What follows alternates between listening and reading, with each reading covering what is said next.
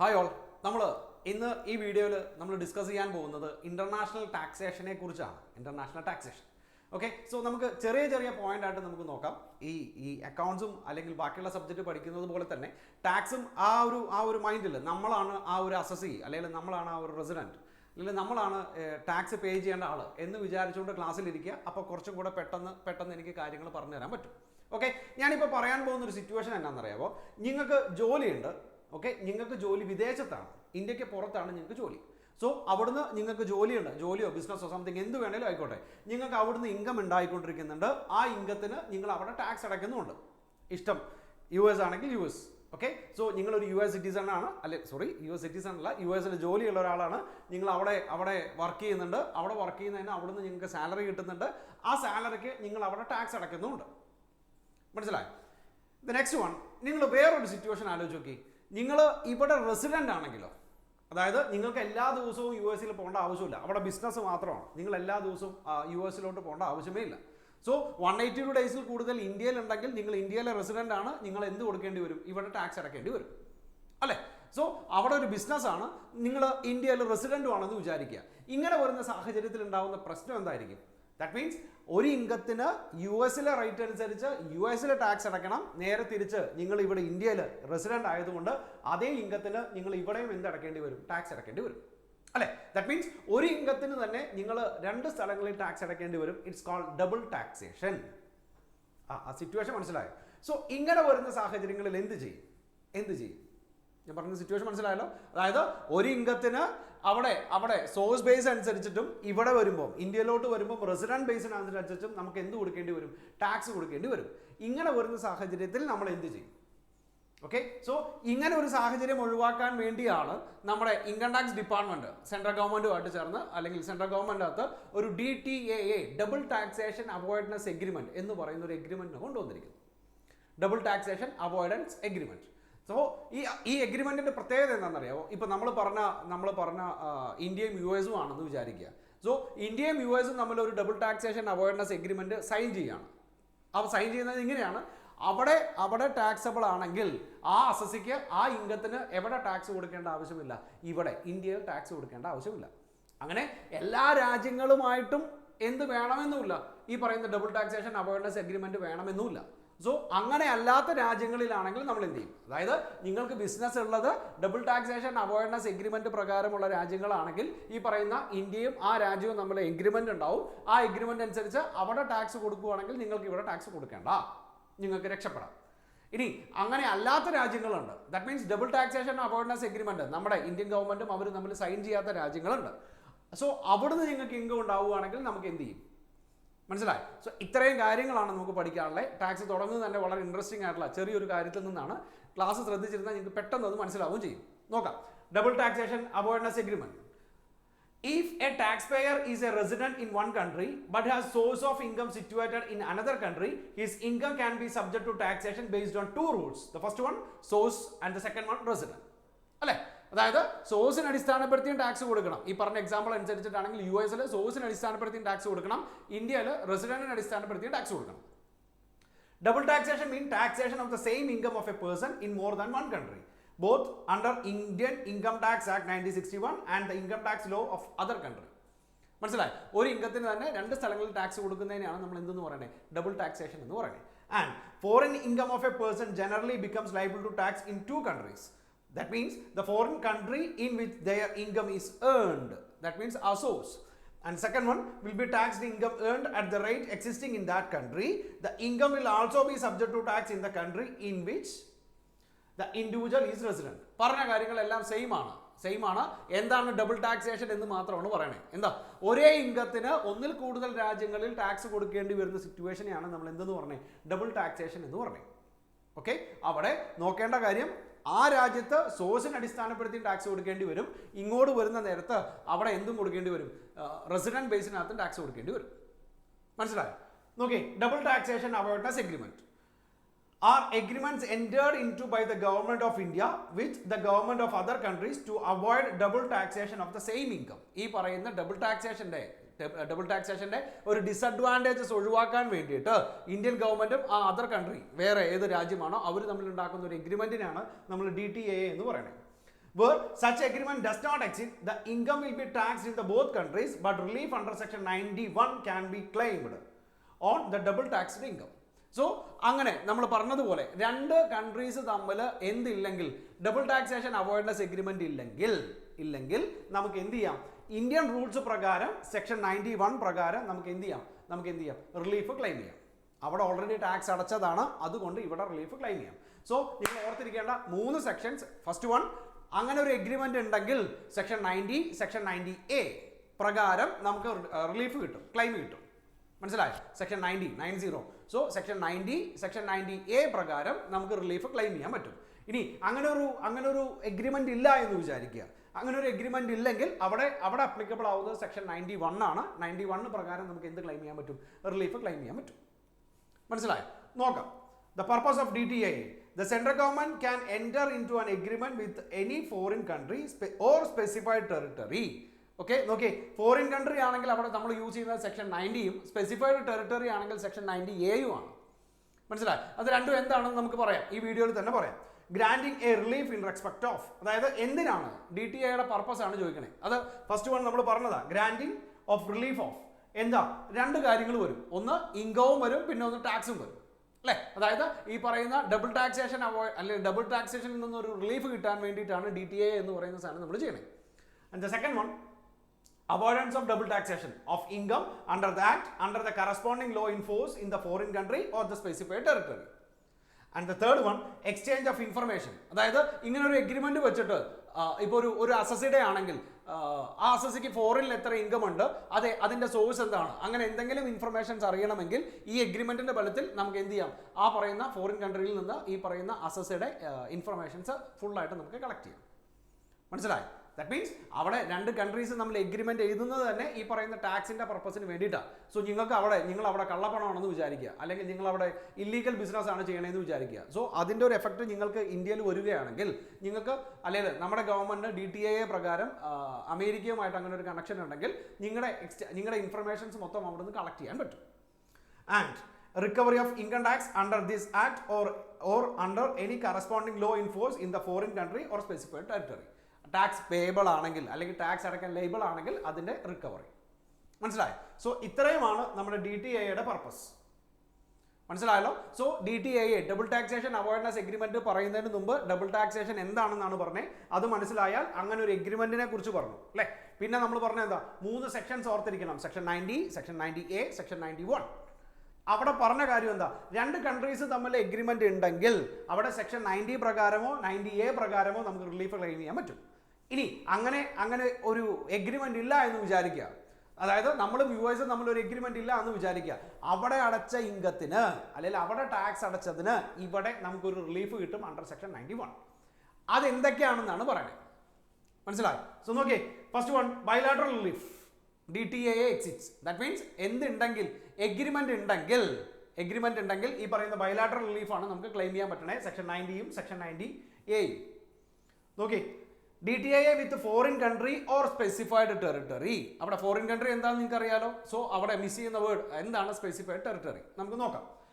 The central government specified association is empowered to enter into a DTAA with foreign countries or specified territories for providing tax relief etc. Okay? So അങ്ങനെ ഒരു എഗ്രിമെന്റിനെയാണ് നമ്മൾ എന്തെന്ന് പറയണേ, section 90 90A പറയണേ. ഇനി specified territory for the purpose means any area outside India notified as so by the central government. So പ്രത്യേകിച്ചൊന്നുമില്ല, ഇന്ത്യക്ക് പുറത്തുള്ള ഏതെങ്കിലും ഒരു സ്ഥലം അതിനെ സെൻട്രൽ ഗവൺമെന്റ് എന്തായിട്ട് ട്രീറ്റ് ചെയ്തിട്ടുണ്ടെങ്കിൽ, സ്പെസിഫൈഡ് ടെറിട്ടറി ആയിട്ട് ട്രീറ്റ് ചെയ്തിട്ടുണ്ടെങ്കിൽ ആ സ്ഥലം. മനസ്സിലായി? അതെന്താണോ അത് ഏതൊക്കെയാണെന്നൊന്നും അല്ല പറഞ്ഞിരിക്കുന്നത്. സെൻട്രൽ ഗവൺമെന്റ് അങ്ങനെ നോട്ടിഫൈ ചെയ്തിട്ടുണ്ട്, ഇന്ന പ്ലേസ് നമ്മുടെ സ്പെസിഫൈഡ് ടെറിട്ടറി ആണ് എന്ന് പറഞ്ഞ് മെൻഷൻ ചെയ്തിട്ടുണ്ടെങ്കിൽ ആ പ്ലേസ്. മനസ്സിലായി? സോ നോക്കി, അങ്ങനെ ഒരു എഗ്രിമെന്റ് ഉണ്ടെങ്കിൽ അതിനെയാണ് നമ്മൾ എന്തെന്ന് പറയുന്നത്, ബൈലാറ്ററൽ റിലീഫ് എന്ന് പറയുന്നത്. അങ്ങനെ ഒരു എഗ്രിമെന്റ് ഈ ഒരു ഫോറിൻ കൺട്രി ആയിട്ടോ സ്പെസിഫൈഡ് ടെറിട്ടറി ആയിട്ടോ അങ്ങനെ ഒരു എഗ്രിമെന്റ് ഉണ്ടെങ്കിൽ അതിനെയാണ് നമ്മൾ ബൈലാറ്ററൽ റിലീഫ് എന്ന് പറയുന്നത്. മനസ്സിലായി? ഇനി DTAA between specified associations section 90A. അതായത് ഈ പറയുന്ന നമ്മുടെ സ്പെസിഫൈഡ് ടെറിട്ടറി ആണെങ്കിലും നമ്മുടെ ഫോറിൻ കൺട്രി ആണെങ്കിലും അത് ഇന്ത്യയിൽ നിന്ന് സെപ്പറേറ്റ് ആണ്, അല്ലെ? മാറിയാണ്. ഇതേ സാധനം തന്നെയാണ് എഫക്ട് ചെയ്യുന്നത് ഏതിലോട്ടും, DTAA ബിറ്റ്വീൻ സ്പെസിഫൈഡ് അസോസിയേഷൻസ്. നോക്കാം. meaning specified association, notified institutions, association or bodies functioning under any law for the time being in force either in India or the specified territory outside India. മനസ്സിലായോ? അവിടെയും അതെന്താണ് ആ specified association എന്താണെന്നല്ല പറഞ്ഞിരിക്കുന്നത്, notify ചെയ്യുന്ന സ്ഥലം. ഏതെങ്കിലും ഒരു നിയമത്തിന്റെ കീഴിൽ അതിനെ സ്പെസിഫൈഡ് അസോസിയേഷൻ ആയിട്ടാണ് ചെയ്യുന്നതെങ്കിൽ ആ പ്ലേസ് അല്ലെങ്കിൽ ആ ഒരു അസോസിയേഷൻ. ഓക്കെ, ഇവിടെ സ്പെസിഫൈഡ് ടെറിട്ടറി എന്താണെന്നാണ് പറഞ്ഞിരിക്കുന്നത്. അടുത്തത് adoption of agreement. Specified association in India may enter into an agreement with any specified association in the specified territory outside India. Though through notification in the official gazette, the central government may make such a provision necessary for adopting and implementing such agreement. അതായത് രണ്ട് countries പറയുന്നത് പോലെ തന്നെയാണ് section 90-കകത്ത് രണ്ട് കൺട്രീസിനെ കുറിച്ച് പറയുന്നത് പോലെ തന്നെയാണ് 98-കകത്തും പറയുന്നത്, സ്പെസിഫൈഡ് അസോസിയേഷൻസിനകത്ത് മെൻഷൻ ചെയ്ത്. മനസ്സിലായോ? എങ്ങനെയാ ഈ പറയുന്നത് പോലെ സെൻട്രൽ ഗവൺമെന്റ് ആ രണ്ട് സ്പെസിഫൈഡ് അസോസിയേഷൻ തമ്മിൽ ഇങ്ങനെ ഒരു ടാക്സിന്റെ ബെനിഫിറ്റ് ഉണ്ടാവാൻ എഗ്രിമെന്റ് ഉണ്ടെങ്കിൽ ഓക്കെ. മനസ്സിലായോ? The method of granting relief under DTAA. First one, bilateral agreement ആണ്. Okay, government of two countries can enter into an agreement to provide relief against double taxation by mutually working out on the basis of which the relief is to be granted. അതായത് ഏത് method അനുസരിച്ചിട്ടാണ് ഇവർക്ക് ഒരു agreement ഉണ്ട് കേട്ടോ, agreement ഇല്ലാത്തതിനെ കുറിച്ചല്ല നമ്മളിപ്പോൾ സംസാരിക്കണേ, agreement ഉണ്ട്. ആ എഗ്രിമെന്റിന്റെ അടിസ്ഥാനപ്പെടുത്തി രണ്ട് മെത്തേഡ് അനുസരിച്ച് റിലീഫ് കൊടുക്കാം. മനസ്സിലായോ? ഏതൊക്കെയാണെന്ന് വെച്ചാൽ the first one exemption method and the second one tax credit method. Exemption method എന്ന് വെച്ചാൽ എന്താണെന്ന് അറിയാമോ? അവിടെ നിങ്ങൾക്ക് ഒരു ഇൻകം ഉണ്ടെങ്കിൽ ഓക്കെ, ആ ഇൻകത്തിന് ഇവിടെ ടാക്സ് കൊടുക്കേണ്ട എക്സംപ്റ്റഡ് ആണ്. അതായത് അമേരിക്കയിൽ നിങ്ങൾക്ക് ഒരു ഇൻകം ഉണ്ടെങ്കിൽ ആ ഇൻകത്തിന് നിങ്ങൾ അവിടെ ടാക്സ് അടച്ചിട്ടുണ്ടെങ്കിൽ അതിന് ആ ഇൻകത്തിന് നിങ്ങൾ എവിടെ ടാക്സ് കൊടുക്കേണ്ട കാര്യമില്ല, ഇന്ത്യയിൽ ടാക്സ് കൊടുക്കേണ്ട കാര്യമില്ല. ആ ഇൻകമേ ഇവിടെ ഇൻകമായിട്ട് ട്രീറ്റ് ചെയ്യേണ്ട എക്സംപ്റ്റഡ് ആണ്. മനസ്സിലായി? ഇനി second one tax credit method. Tax credit എന്ന് വെച്ചാൽ ദാറ്റ് മീൻസ് നിങ്ങൾ അവിടെ അടച്ചോ, അവിടെ കിട്ടുന്ന ഇൻകത്തിന് അവിടെ നിങ്ങൾ ടാക്സ് അടച്ചോ, ആ ഇൻകത്തിനെ ഇവിടുത്തെ നിങ്ങളുടെ ഇൻകമായിട്ട് കണക്കാക്കുക, എന്നിട്ട് നിങ്ങളുടെ ടാക്സ് ലയബിലിറ്റി കണ്ടുപിടിക്കും. ആ ടാക്സ് ലയബിലിറ്റിയിൽ നിന്ന് ഓൾറെഡി പേ ചെയ്തിരിക്കുന്ന ടാക്സ് ക്രെഡിറ്റ് ആയിട്ട് ക്ലെയിം ചെയ്യും. മനസ്സിലായി? ആദ്യത്തെ മെത്തേഡാണല്ലേ കുറച്ചും കൂടെ എളുപ്പം. അതാകുമ്പോൾ നമുക്ക് പ്രത്യേകിച്ച് ഒന്നും ചെയ്യാനില്ല. അതായത് അവിടെ കിട്ടുന്ന ഇൻകത്തിന് നമുക്ക് എന്ത് ചെയ്യേണ്ട കാര്യമില്ല, നമ്മുടെ ഇൻകമായിട്ട് ട്രീറ്റ് ചെയ്യേണ്ട ആവശ്യമില്ല. പറഞ്ഞ കാര്യം മനസ്സിലായല്ലോ? സോ ബൈലാറ്ററൽ എഗ്രിമെന്റിനെ കുറിച്ചാണ് പറയണത്. രണ്ട് രാജ്യങ്ങൾ തമ്മിൽ എഗ്രിമെന്റ് ഉണ്ട്. ആ എഗ്രിമെന്റ് പ്രകാരം നമുക്ക് എന്ത് ചെയ്യണം, റിലീഫ് ക്ലെയിം ചെയ്യണം. മനസ്സിലായോ? സോ അത് എങ്ങനെയാണ് എന്നാണ് നമ്മൾ നോക്കണേ. ദാറ്റ് മീൻസ് രണ്ട് മെത്തേഡ് പറഞ്ഞു. The first one is called exemption method and the second one is called tax credit method. പറയട്ടെ, കണ്ടീഷൻസ് ഫോർ ക്ലെയിമിംഗ് റിലീഫ്. ഇനി ബൈലാറ്ററൽ എഗ്രിമെന്റ് ഉണ്ട്, അതുകൊണ്ട് നമുക്ക് റിലീഫ് കിട്ടുമെന്ന് പറഞ്ഞാൽ പോലും സർട്ടൻ കണ്ടീഷൻസ് നിങ്ങൾ ഫോളോ ചെയ്യണം. Condition number 1, income. The income should have been taxed in the both contracting countries. Proof of the income having suffered double taxation has to be provided. മനസ്സിലായോ? അതായത് എന്തുണ്ടായിരിക്കണം, ഇൻകം ഉണ്ടായിരിക്കണം. And the second one, tax residency certificates. An assessee not being a resident to whom DTAA applies shall be entitled to claim a relief under DTAA only. എങ്ങനെയാ? Only when he is obtaining tax residency certificates of his being a resident in any country or specified territory outside India from the government of that country or specified territory. അതായത് income ഉണ്ടായിരിക്കണം, അത് മാത്രം പോരാ, ആ കൺട്രിയിൽ നിന്ന് റെസിഡൻസിന്റെ അടിസ്ഥാനത്തിലാണ് അവിടെ tax കൊടുക്കുന്നതെങ്കിൽ okay, അവിടുത്തെ ടാക്സ് റെസിഡൻസി സർട്ടിഫിക്കറ്റ്സും കൂടെ നിങ്ങളുടെ കയ്യിൽ വെക്കണം. മനസ്സിലായി? അതായത് ഈ പറഞ്ഞതുപോലെ സോഴ്സ് ഇവിടെയും റെസിഡൻസ് അവിടെയാണെന്ന് വിചാരിക്കുക.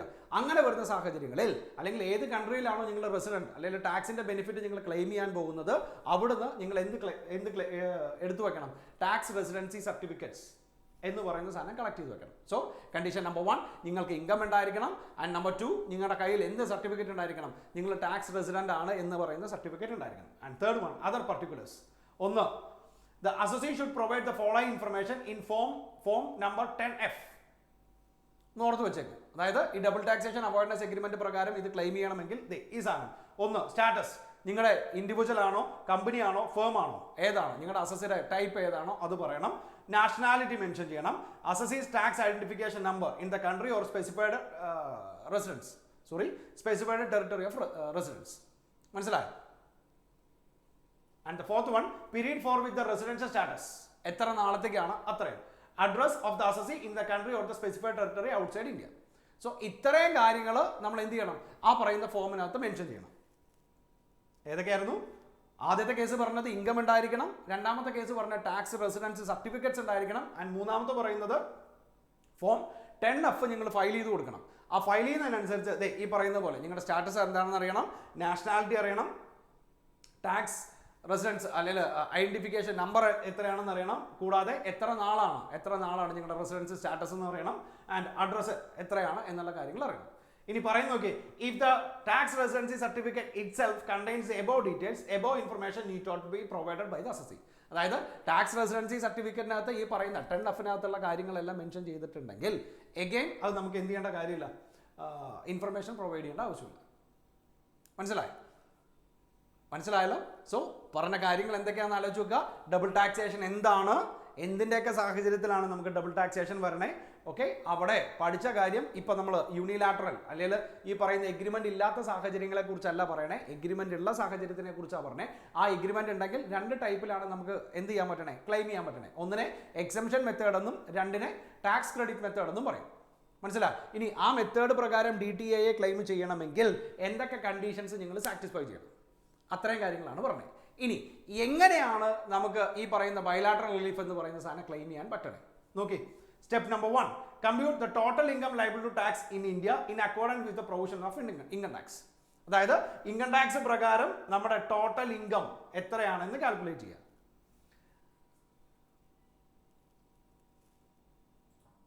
Step 2, compute relief as per the terms of the tax treaty entered with the other contracting country where the income has suffered double taxation. അതായത് വളരെ എളുപ്പമാണ്. ഇൻകം എത്രയാണെന്ന് നോക്കുക, അതിൻ്റെ ടാക്സ് എത്രയാണ്, അല്ലെങ്കിൽ അത് എങ്ങനെയാണെന്ന് കമ്പ്യൂട്ട് ചെയ്യുക, എന്നിട്ട് ആ പറയുന്ന എഗ്രിമെന്റ് പ്രകാരമുള്ള റിലീഫ് എത്രയാണോ ആ റിലീഫ് അതിനകത്ത് കൊടുക്കുക. നോക്കി, അവിടെ രണ്ടും ഇമ്പോർട്ടൻ്റ് ആട്ടോ. ദാറ്റ് മീൻസ് മെത്തേഡ് ഏതാണെന്ന് നോക്കണം, അല്ലേ? അതായത് എക്സംഷൻ മെത്തേഡ് ആണോ അല്ലെങ്കിൽ ടാക്സ് ക്രെഡിറ്റ് മെത്തേഡ് ആണോ, അത് എന്താണെന്ന് നോക്കണം. എന്താണേലും നമുക്ക് പ്രോബ്ലം ബേസ് അല്ലെങ്കിൽ പഠിക്കാൻ നമുക്ക് ഏറ്റവും എളുപ്പമാകാം. കാരണം എന്താ, ഈ പറയുന്നത് പോലെ ഇൻകം എത്രയാണെന്ന് കാൽക്കുലേറ്റ് ചെയ്യുക സ്റ്റെപ്പ് നമ്പർ 1 അനുസരിച്ച്, അല്ലേ? നോർമലി ഇൻകം എത്രയാണ് കാൽക്കുലേറ്റ് ചെയ്യുക, ടാക്സ് ലൈബിലിറ്റി ബാക്കിയുള്ള കാര്യങ്ങളെല്ലാം നോർമലി കാൽക്കുലേറ്റ് ചെയ്യുക, എന്നിട്ട് എഗ്രിമെന്റിനകത്ത് പറയുന്ന രീതിയിലുള്ള റിലീഫ് എത്രയാണോ അത് ഇവിടെ മെൻഷൻ ചെയ്യുക. മനസ്സിലായല്ലോ? അതിനകത്ത് പ്രത്യേകിച്ച് കാര്യങ്ങളൊന്നും നമുക്കില്ല. ഇവിടെ ശ്രദ്ധിക്കേണ്ട ഒരു സാധനം നോക്കി, DTA overrides the domestic law എന്നാണ് പറയുന്നത്. അതായത് DTA ആണ് അൾട്ടിമേറ്റ്. മനസ്സിലായി? അതായത് ഇതിനെ ബേസ് ചെയ്തുകൊണ്ട് വേറെ നിയമങ്ങളോ ഏതെങ്കിലും കേസിനകത്ത് പറഞ്ഞിട്ടുണ്ടെങ്കിൽ ഇത് അതിലെല്ലാത്തിനെയും ഓവർ റൈഡ് ചെയ്യും.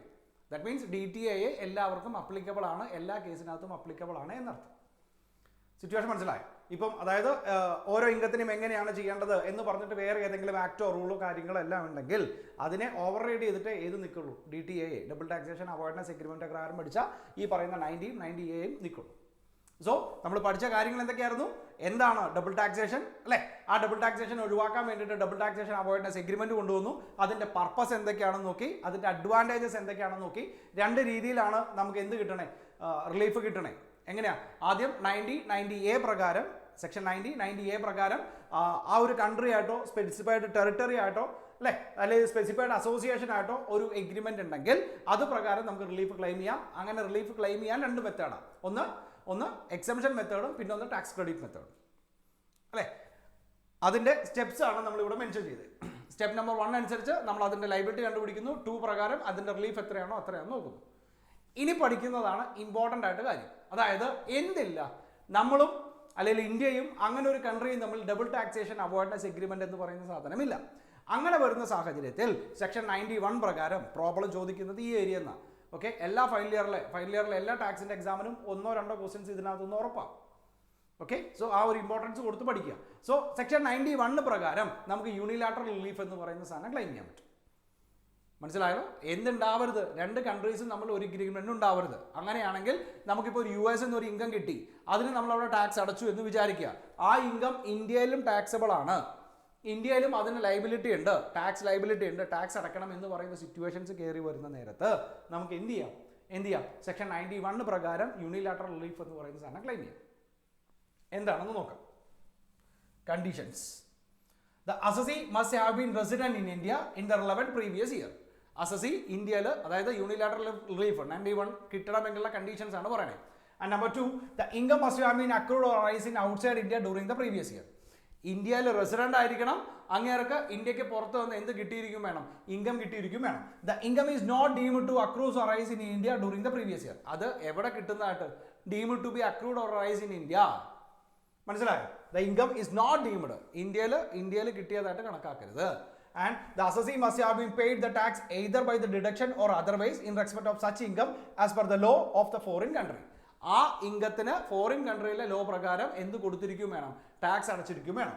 There should be no reciprocal arrangement of relief or avoidance from the double taxation with the country where the income has accrued or arise. അതായത് ഈ പറയുന്നത് പോലെ ക്ലെയിം ചെയ്യാനുള്ള റിലീഫോ കാര്യങ്ങളൊന്നും ഉണ്ടാവാൻ പാടില്ല. അങ്ങനെ വരുന്ന സാഹചര്യത്തിൽ കണ്ടീഷൻസ് എന്തൊക്കെയായിരുന്നു? പ്രധാനമായിട്ടോ ഇമ്പോർട്ടൻ്റ് ആണ്. അസസി ഇന്ത്യയിലെ റെസിഡൻ്റ് ആയിരിക്കണം. നമ്പർ 2, അസസിക്ക് ഇന്ത്യക്ക് പുറത്ത് നിന്ന് ഇൻകം കിട്ടിയിരിക്കണം. അല്ലേ? ആ കിട്ടിയ income deemed to be accrued or rise in India എന്നുള്ള പരിധിക്കകത്തോ കാറ്റഗറിക്കകത്തോ വരരുത്. പിന്നെ എന്ത് ചെയ്യണം? ആ കിട്ടിയ ഇൻകത്തിന് അവിടെ നമ്മൾ ടാക്സ് അടച്ചിരിക്കണം. പിന്നെ ആ കൺട്രിയും ഇന്ത്യയും തമ്മിൽ ഒരു തരത്തിലുള്ള എഗ്രിമെൻ്റ് ഉണ്ടാവാനും പാടില്ല. ഇത്രയും കണ്ടീഷൻസ് ഓക്കെ ആണെങ്കിൽ നിങ്ങൾക്ക് യൂണിലാറ്ററൽ റിലീഫ് എന്ന് പറയുന്ന സാധനം ക്ലെയിം ചെയ്യാം. അതിൻ്റെ സ്റ്റെപ്സും ഇമ്പോർട്ടൻ്റ് ആണ്. വളരെ രസമാണ് അതിൻ്റെ സ്റ്റെപ്സ് കാൽക്കുലേറ്റ് ചെയ്യാൻ. നമുക്ക് നോക്കാം. 1. Compute the total income including the foreign income of the country with which no DTA exists. എന്ത് ചെയ്യണം? നമ്മൾ compute total income including foreign income. ഞാനൊരു എക്സാമ്പിൾ പറയട്ടെ. എക്സാമ്പിളിൻ്റെ അടിസ്ഥാനത്തിൽ പോവാം. 10 ലക്ഷം രൂപ ഇന്ത്യൻ ഇൻകം ഉണ്ട്. 10 ലക്ഷം രൂപ ഇന്ത്യൻ ഇൻകം ഉണ്ട്. 3 ലക്ഷം രൂപ അമേരിക്കയിൽ നിന്ന് ഇൻകം ഉണ്ടെന്ന് വിചാരിക്കുക.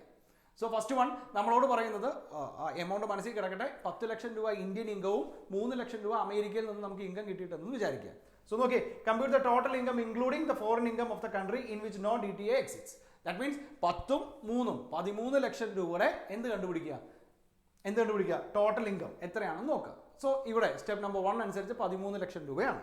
Second one, compute the income tax payable on the income. ആ 13 ലക്ഷം രൂപയ്ക്ക് എത്രയാണോ ഇൻകം ടാക്സ് കൊടുക്കേണ്ടത് അത് ചെയ്യാം. അതിന് ഈ പറയുന്നത് പോലെ നോർമൽ പ്രൊവിഷൻസോ സെക്ഷൻസോ കാര്യങ്ങളോ വെച്ച് ആ സ്ലാബൊക്കെ വെച്ചിട്ട് അതിൻ്റെ ടാക്സ് കണ്ടുപിടിക്കുക. Step number 3, add surcharge to the tax payable after claiming rebate and compute the total tax and surcharge payable. Add ഏത് education cess 4% to such total tax. That means സർചാർജും സെസ്സും എല്ലാം ആഡ് ചെയ്ത് നമുക്ക് നമ്മുടെ ഇവിടുത്തെ ടാക്സ് എത്രയാണെന്ന് കണ്ടുപിടിക്കുക. ഒറ്റ കാര്യം ഓർക്കണേ, ഏതും കൂടെ ആഡ് ചെയ്യണം. ഈ പറയുന്ന ഫോറിൻ ഇൻകവും കൂടെ ആഡ് ചെയ്യണം. ആ ആഡ് ചെയ്തിട്ട് വേണം നമുക്ക് എന്ത് കണ്ടുപിടിക്കാൻ?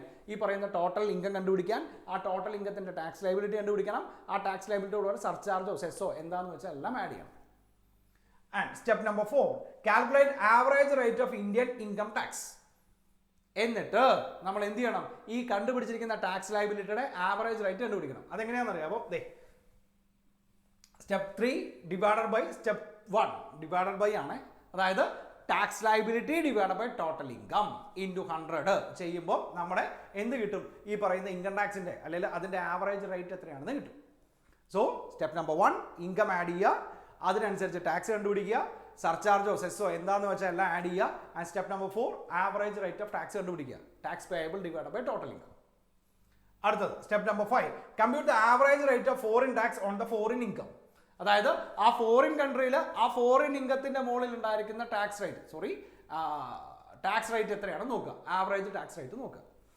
മനസ്സിലായി? ഇപ്പോൾ അവിടെ 3 ലക്ഷം രൂപയാണ്, അവിടുന്ന് കിട്ടിയത് 3 ലക്ഷം രൂപയാണ്. ആ 3 ലക്ഷത്തിന് ഇപ്പോൾ ഒരു 10% അവിടെ ടാക്സ് അടയ്ക്കുക. അല്ലെങ്കിൽ നമ്മളൊരു 30,000 രൂപയുടെ ടാക്സ് അടച്ചതെന്ന് വിചാരിക്കുക. സോ അവിടുത്തെ ടാക്സ് റേറ്റ് എത്രയായി? ആവറേജ് ടാക്സ് റേറ്റ് എത്രയായി? 10% ആയി.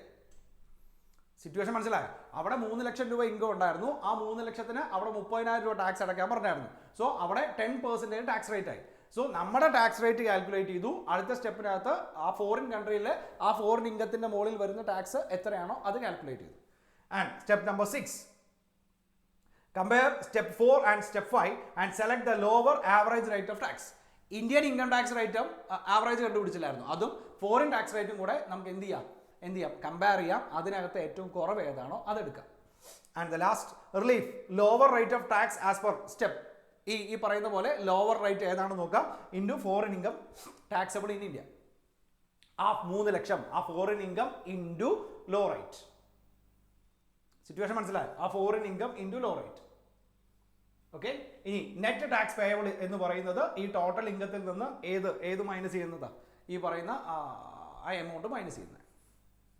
സോ സ്റ്റെപ്പ് എന്തൊക്കെയായിരുന്നു? യൂണിലാറ്ററൽ റിലീഫാണ്. നമ്മൾ തമ്മിൽ എന്തില്ല, അല്ലെങ്കിൽ ആ രണ്ട് കൺട്രീസ് തമ്മിൽ പ്രത്യേകിച്ച് എഗ്രിമെൻറ്റോ കാര്യങ്ങളോ ഒന്നുമില്ല. അങ്ങനെ വരുന്ന സാഹചര്യത്തിൽ നമ്മൾ എന്ത് ചെയ്യണം? അവരുടെ ഇൻകം കൂടെ നമ്മുടെ ഇൻകമായിട്ട് ആഡ് ചെയ്യുക. എന്നിട്ട് അതിൻ്റെ ടാക്സ് ലയബിലിറ്റി കണ്ടുപിടിക്കുക, സർചാർജോ സെസ്സോ എല്ലാ കാര്യങ്ങളും ആഡ് ചെയ്യുക, എന്നിട്ട് ഇന്ത്യയിലുള്ള ടോട്ടൽ ഇൻകത്തിൻ്റെ ആവറേജ് റേറ്റ് ഓഫ് ടാക്സ് കണ്ടുപിടിക്കുക. നമ്പർ 1. നമ്പർ 2, ഇതേ ഇൻകത്തിന് ഫോറിൻ കൺട്രിയിൽ എത്രയാണോ ആവറേജ് റേറ്റ് എന്ന് നോക്കുക, എന്നിട്ട് ഇന്ത്യൻ ആവറേജ് റേറ്റും ഫോറിൻ ആവറേജ് റേറ്റും തമ്മിൽ കമ്പയർ ചെയ്യുക, ഏറ്റവും കുറവ് ഏതാണ് എന്ന് ചെക്ക് ചെയ്യുക, ഏറ്റവും കുറവ് ഏതാണെന്ന് ചെക്ക് ചെയ്യുക. ഇനി എന്ത് ചെയ്യുക പറഞ്ഞേ, ആ ഫോറിൻ ഇൻകം എത്രയാണോ ഇൻറ്റു ഈ ലോവർ റേറ്റ്, എന്നിട്ട് നമ്മുടെ ആദ്യത്തെ അതിനകത്ത് നിന്ന് അല്ലെങ്കിൽ ആ ടാക്സ് ലയബിലിറ്റിയിൽ നിന്ന് ഇതങ്ങ് മൈനസ് ചെയ്യാം. അപ്പോൾ നമ്മുടെ റിലീഫിന് ശേഷമുള്ളത് കിട്ടും. മനസ്സിലായോ? സോ ഞാൻ ഒരു പ്രോബ്ലം ഇപ്പോൾ ചെയ്ത് കാണിച്ചു തരാം നിങ്ങൾക്ക്, എന്നിട്ട് എന്ത് ചെയ്യാം, കുറച്ച് പ്രോബ്ലം ഞാൻ അസൈൻമെൻ്റ് ആയിട്ട് തരാം, നിങ്ങളൊന്ന് ചെയ്ത് നോക്കിയാൽ മതി. ഓക്കെ, പ്രോബ്ലം നോക്കാം. നോക്കി, Mr. said a resident in India aged 21 years earned a sum of 10 lakhs during the previous year from playing badminton matches in a country with which the India does not have a double taxation awareness agreement. അതായത് ഫോറിനിൽ നിന്ന് നമുക്ക് എത്ര കിട്ടിയിട്ടുണ്ട്? 10 lakh rupees കിട്ടിയിട്ടുണ്ട്. മനസ്സിലായോ? ഇനി പറഞ്ഞിരിക്കുന്നത് എന്താ? The tax of 2 lakhs was levied on such income in the source country. അതായത് ഈ 10 ലക്ഷം കിട്ടിയതിൽ നിന്ന് 2 ലക്ഷം രൂപ അവിടെ നമ്മളോട് എന്തായിട്ട് അടയ്ക്കാൻ പറഞ്ഞിട്ടുണ്ട്? ടാക്സ് ആയിട്ട് അടയ്ക്കാൻ പറഞ്ഞിട്ടുണ്ട്. മനസ്സിലായോ? 10 ലക്ഷം രൂപ അവിടെ ഇൻകം ഉണ്ട്, ആ 10 ലക്ഷത്തിന് അവിടെ തന്നെ 2 ലക്ഷം രൂപ നമ്മളോട് എന്തായിട്ട് അടയ്ക്കാൻ പറഞ്ഞിട്ടുണ്ട്? ടാക്സ് ആയിട്ട് അടയ്ക്കാൻ പറഞ്ഞിട്ടുണ്ട്. ഇനി പറഞ്ഞിരിക്കുന്നത് എന്താ നോക്കി, in India he earn 15 lakhs during the previous year 2019-20. അതായത് ഇന്ത്യയിൽ പുള്ളിക്കാരന് എത്ര കിട്ടിയിട്ടുണ്ട്? 15 ലക്ഷം രൂപ കിട്ടിയിട്ടുണ്ട്. പിന്നെ പറഞ്ഞിരിക്കുന്നത് he has deposited 1 lakh in PPF, public provident ഫണ്ടിനകത്ത് 1 ലക്ഷം രൂപ ഡെപ്പോസിറ്റ് ചെയ്തിട്ടുണ്ട്. മനസ്സിലായി? സോ നമ്മൾ പഠിച്ച റൂൾ അനുസരിച്ച് നമ്മൾ ചെയ്യാൻ പോകുന്നത് എന്താണെന്നറിയാമോ? ആദ്യം ഈ 15ഉം 10ഉം കൂടെ ആഡ് ചെയ്യും, 25 ലക്ഷം രൂപ വരും അല്ലേ? അതായത് ഫോറിൻ ഇൻകവും കൂടെ നമ്മൾ ആഡ് ചെയ്യും. ആ 25 ലക്ഷത്തിൽ നിന്ന് 1 ലക്ഷം രൂപ സെക്ഷൻ 80C പ്രകാരം ഡിഡക്ഷൻ കിട്ടും. സോ ആ 1 ലക്ഷം രൂപ നമ്മൾ മൈനസ് ചെയ്തിട്ട് ബാലൻസ് എത്ര വരും? ആലോചിച്ച് നോക്കി, 24 ലക്ഷം രൂപ വരും. ആ 24 ലക്ഷം രൂപയ്ക്ക് ഇന്ത്യയിലെ ഇൻകം ടാക്സ് റേറ്റ് എത്രയാണെന്ന് കണ്ടുപിടിക്കുന്നു. എന്നിട്ട് എന്ത് ചെയ്യാം?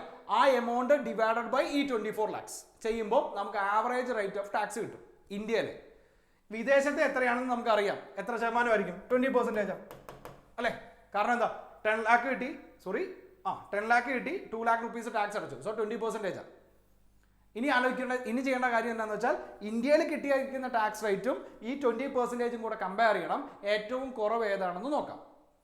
എന്നിട്ട് ഈ കിട്ടിയ ഫോറിൻ ഇൻകത്തിന് ഇൻറ്റു ആ റേറ്റ് ചെയ്യുമ്പോൾ അത്രയും നമുക്ക് ഡിഡക്ഷൻ ആയിട്ട് ക്ലെയിം ചെയ്യാം. മനസ്സിലായോ? ഇതേ ആൻസർ ചെയ്യുമ്പോൾ നിങ്ങൾക്ക് മനസ്സിലാവും. സോ നോക്കി, അതായത് income from playing outside India എത്രയാ? 10 lakh rupees ആണ്. ഇനി income from India 15 lakhs. So total 25 lakhs വരും. അതിനകത്ത് 80C പ്രകാരം നമുക്ക് 1 lakh rupeesന്റെ ഡിഡക്ഷൻ കിട്ടും. അപ്പോൾ നമുക്ക് ടോട്ടൽ എമൗണ്ട് എത്ര വരും? 24 lakhs വരും. ഈ 24 lakhsന് 21 വയസ്സാണ് അസസിക്ക് അല്ലേ? സോ നോർമൽ ടാക്സ് റേറ്റ് പ്രകാരം അല്ലെങ്കിൽ നോർമൽ സ്ലാബ് പ്രകാരം ടാക്സ് കണ്ടുപിടിക്കാം. എങ്ങനെയാ? അപ് ടു 2.5 lakhs നിൽ 2.5 to 5 lakh എത്ര ശതമാനം വരും? 5% വരും. ആ ഒരു റേറ്റ് ഇല്ലേ, ആ റേറ്റിനെ അടിസ്ഥാനപ്പെടുത്തി നമുക്ക് ടാക്സ് കണ്ടുപിടിക്കാം. മനസ്സിലായി? ദാറ്റ് മീൻസ് അടുത്തത് 5 lakh to 10 lakh എത്ര ശതമാനം വരും? 20% വരും.